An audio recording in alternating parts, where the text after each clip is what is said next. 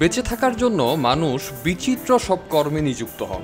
এমনই এক বিচিত্র বা আজব পেশা পিঁপড়ার ডিম বিক্রি করা। কি দর্শক, ভাবতে অবাক লাগছে?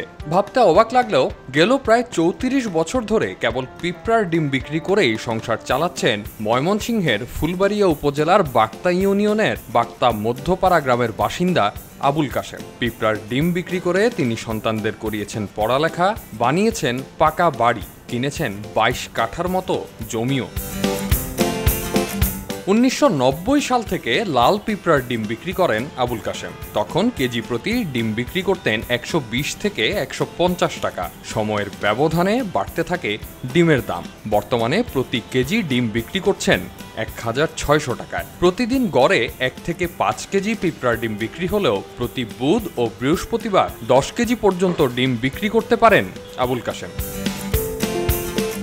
ময়মনসিংহ নগরের 0 পয়েন্ট এলাকায় চিফ জুডিশিয়াল ম্যাজিস্ট্রেট আদালতের সামনের সড়কের ফুটপাতে ডালায় পিঁপড়ার ডিম নিয়ে বসেন আবুল কাশেম। তিনি জানান, সব পিঁপড়ার ডিম পাওয়াও যায় না, বিক্রিও হয় না।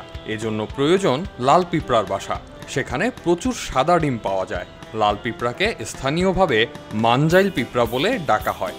ঝোপে কিংবা গাছের সবুজ পাতায় গোলাকৃতির বাসা বানিয়ে ডিম পাড়ে এ পিঁপড়া।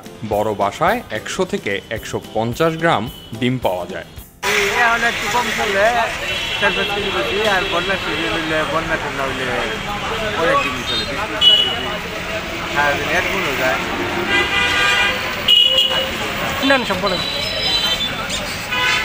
এই হালুয়াগা দুর্গাপুর ওদিক থেকে আয়োজি এখন একটু কম, আগে তো অনেক পাওয়া যেত, মানুষের গাছ পিঁপড়ার ডিমের ক্রেতার অভাব নেই। বর্ষায় পানি বাড়লে কিংবা বন্যা হলে পিঁপড়ার ডিমের চাহিদা কয়েক গুণ বেড়ে যায়। তখন বিক্রি হয় কয়েক গুণ বেশি। ডিম যারা কেনেন তাদের বেশিরভাগই মাছ শিকারী। তারা জানান, বড়শিতে মাছ শিকারের টোপ হিসাবে এই ডিম ব্যবহার করা হয়। ডিম ছাড়া তো মাছ মারা যাবে না।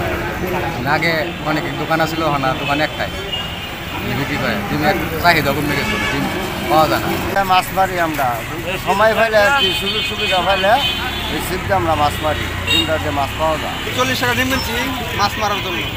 মাছ মারতে আর কি অত সময় ভালো লাগে আমার কাছে, এই জন্য আর কি ডিম লাগছে। সাধারণত মেহগনি, আম, লিচু সহ দেশি গাছগুলোতে লাল পিঁপড়ার বাসা পাওয়া যায়, কিন্তু দিন দিন কমছে গাছের সংখ্যা। ফলে আগের মতো পিঁপড়ার ডিম পাওয়া যায় না।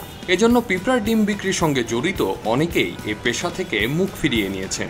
পরিবেশবিদরা বলছেন, এ পেশা টিকিয়ে রাখতে হলে গ্রামসহ বনাঞ্চলে বেশি করে গাছ লাগানো প্রয়োজন। তাহলে পরিবেশের ভারসাম্য রক্ষা হওয়ার পাশাপাশি বাড়বে পিঁপড়ার ডিমের সংখ্যাও।